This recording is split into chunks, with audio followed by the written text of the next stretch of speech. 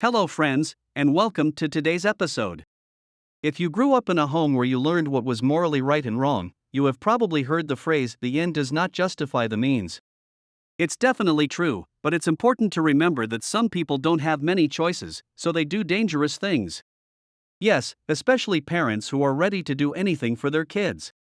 Like a mom from Hillsborough, North Carolina, who had to steal food for her kids at the shop. Teresa West and her 3 adopted children went 3 days without food in 2017. She went to churches and other places she knew she could go to get help, but nothing worked. No one would give us anything when we called the churches and other groups. They all said, "We go through the Interfaith Council and this and that." We didn't have anything, she told WRAL. She was so poor that she stole from a food store to get whatever she could for her kids, even though she couldn't afford it. West told him that she knew what she did was wrong, but she did it for her kids, not herself. Good Morning Las Vegas said that West couldn't go to work because she had a traumatic brain injury.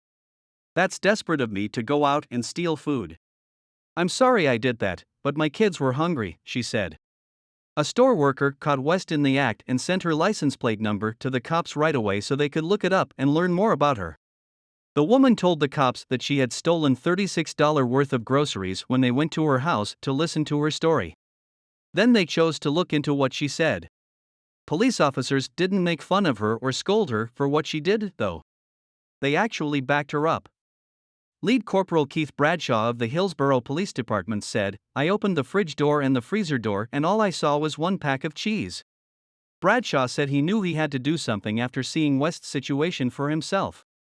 "So we asked ourselves, how can we help that and help her at the same time so she doesn't feel like she has to go do those things?" Bradshaw said something. Instead of using store credit, Bradshaw and his partner chose to buy food for West and her 3 kids with money they had saved.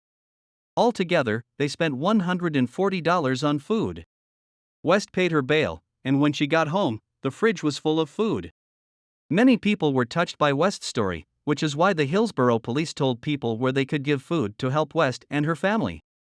Because of the huge response, we are asking anyone who wants to give food or money to get in touch with their local food bank or social services, the Hillsborough Police Department wrote on Facebook. West said, "I'm struggling so hard to make it and just having someone come help me has just been a miracle." That's it for today, friends. Please let us know what you think about this story. Thank you for watching, and we'll see you soon for more amazing stories.